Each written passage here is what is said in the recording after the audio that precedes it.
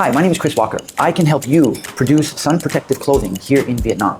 Follow me to learn more about the debate between sunscreen and protective clothing to reduce skin cancer around the world. Yeah, the most common place on the body skin cancers are found are on the head, neck, ears, scalp, and on the hands and arms. And those are because they're mostly the sun-exposed areas. People who tend to go without a shirt or were raised with having a pool, or people that like to be out in the pool all the time without a shirt, we do see a lot of skin cancers on the back and the chest. Yeah, it just depends on the previous sun exposure and the genetics and how well their skin is adapted to the sun. I've seen people that are very tan, had a lot of sun exposure, and their skin looks great.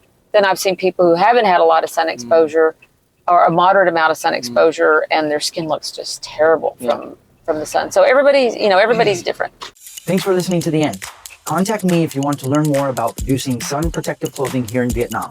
Thanks for listening. Have a great day. And remember, thoughts are things, and where there's a will, there's a way. Welcome to Vietnam.